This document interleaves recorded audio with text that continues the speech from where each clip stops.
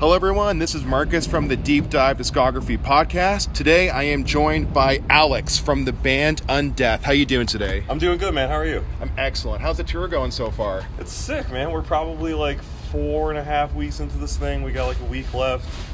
It's dope. Everybody's chill. It's just really like immaculate vibes all around. What I really like about this bill is like you have a really diverse genre kind of thing going on. You got the death metal bands like yourself and Frozen Soul, but then you got like Chelsea Grin and Bodysnatcher. What's that been like as far as the crowd goes? It's cool. I think it sort of like mixed bills like this, you get a nice diverse cast of characters in the crowd, and you definitely have the people that are strictly here for Bodysnatcher and Chelsea Grin. You have the people that are here for the more like death metal leaning bands like us and Fetus and Frozen Soul, and then you have a fair amount of people who are just here for everything, just to check out the bill. And it's cool. I feel like we always are excited to play shows like this because it kind of exposes the kind of death metal that we make, which is a very kind of traditional style, to people who otherwise might not be aware of it or have never heard a band like us before. So it's cool. It's a really like rewarding and fun experience. What I really noticed about you guys, I feel like you guys have a lot of crossover appeal with the hardcore crowd. Would you agree with that? I would say so, yeah. I think I just think it's like a vibe thing, like I don't think our music is particularly like steeped in hardcore, but I feel like just the way that we present ourselves, I guess, the way that we carry ourselves, hardcore kids can kind of like get down with a little bit. So I don't know. I mean, I accept anybody and everybody who wants to check out our band. Well, one thing I noticed is I was watching some live videos of you guys to kind of prepare myself for tonight.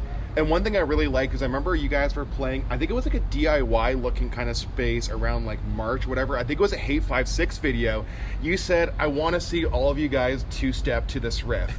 I really appreciate that because that is a really good way of bridging the two kind of like, styles together. Sure, yeah. I think like me and Kyle from Undeath and like, Tommy, our bass player, like we all kind of come from a more punk and hardcore background. That's not to say that we're not into metal. Obviously we're like metalheads through and through, but like we grew up going to hardcore shows in upstate New York because that's like the kind of predominant scene out there. So that kind of stuff just comes very naturally to us, and I think like we write riffs that are death metal riffs, but they're also easy to two-step to, so why wouldn't you want to encourage that kind of behavior? Yeah. Well, because you guys are from the Rochester area, is that correct? Yep. Are you guys still based out of there? Yeah. 4 out of 5 of us live in Rochester, and Tommy, our bass player, lives in D.C. Oh, okay. Gotcha. Yeah. So what's the Rochester scene like these days? Is it a nice mix of metal and hardcore kind of stuff, or? Yeah, it's good. I mean, it's kind of a little bit of everything. Rochester's like a pretty small city. It's only like 180,000 people, so everybody kind of knows each other, and everybody who's in a band is kind of in like 4 or 5 different bands.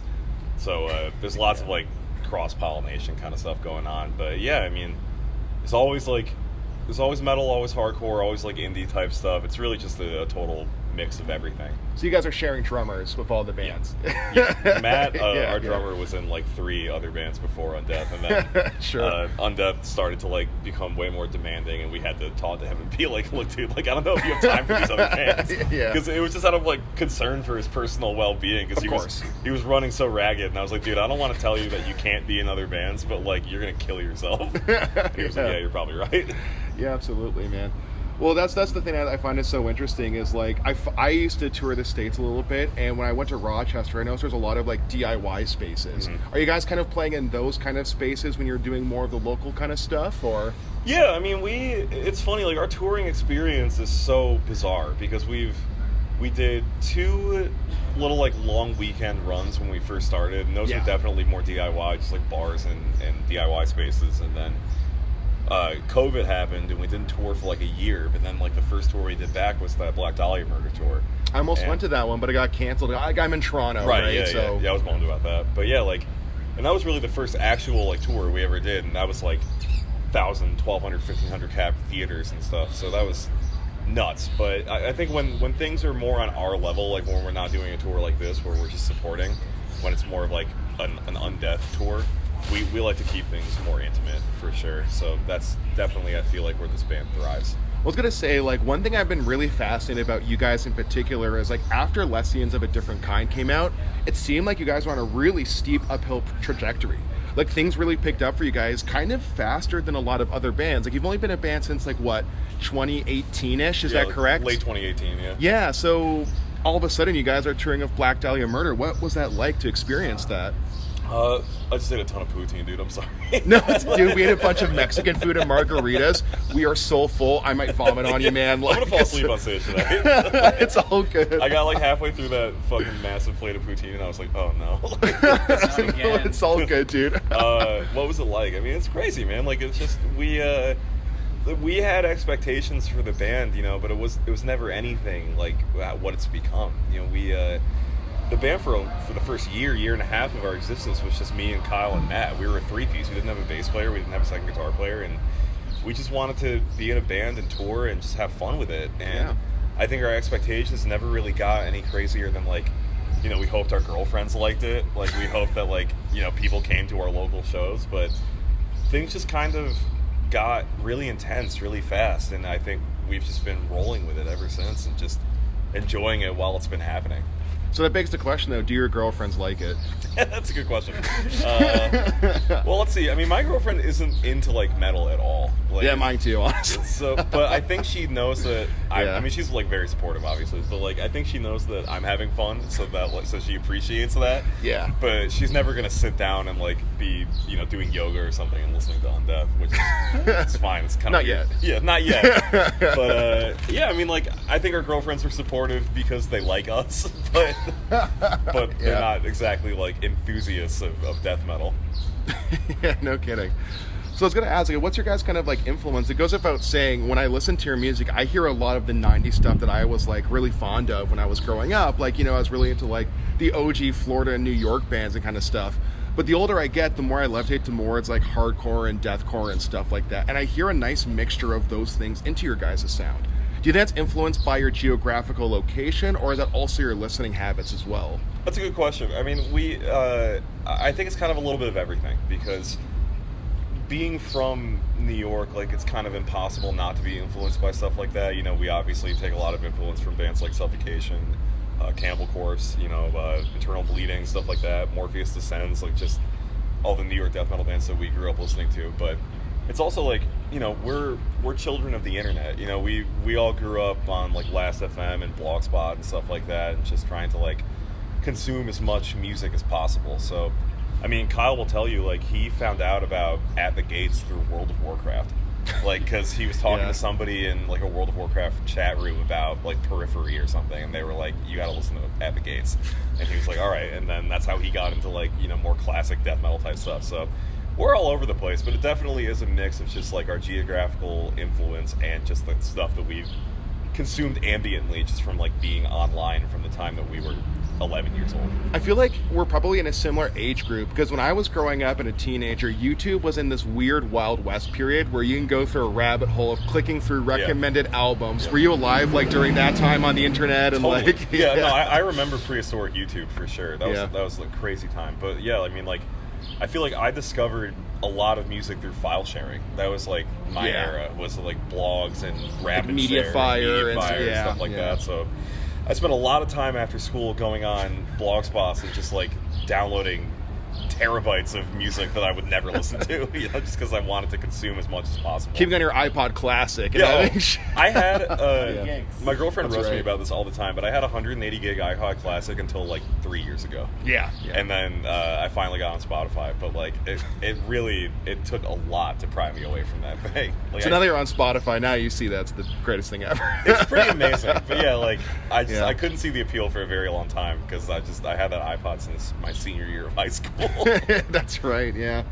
Well, do you have any advice for, like, younger bands? Because I think you guys are a really good template for, like, how just being, like, chill, enthusiastic guys goes, like, a seriously long way. Because, again, it's really amazing to watch your guys' career. Because I remember when Lessians of a Different Kind came out, I just, like, heard of you guys on just some forum on Facebook. And I was like, oh, this is really cool. And then next thing I know, you guys are touring with Black Dahlia Murder. And I was like, wait, are these guys, like, old heads? Like, what's the deal with this? Advice? Yeah, I mean, honestly, like, the best piece of advice that I could give anybody is just don't be an asshole.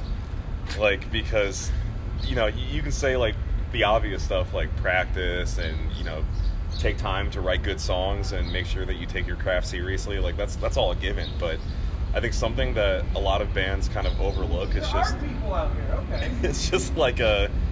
Just got used to all the doors being I think the thing about a lot of bands overlook is just like treating people with like dignity and respect. Yeah. And I think a lot of bands get a little bit of hype and they get a little bit of buzz around them, and then they go on tour and just treat everybody like shit. But it's like, the shoe can be on the other foot so fast. And the same people that you interact with on the way up are the same people that you're going to be interacting with on the way down. So if you're, in a band and you're getting a little bit of traction and you're playing clubs and stuff and you're screaming at the sound guy every single night and you're like just treating everybody like they're subhuman, it's going to come back and bite you. So, especially in Rochester, New York, like you said, you guys are 180,000 people. I'm sure bad news travels fast over there, right? Absolutely, yeah. I mean, like really small scene. You can get ostracized so fast, like it's crazy. The second that people learn that like you're an asshole, your band's not getting booked.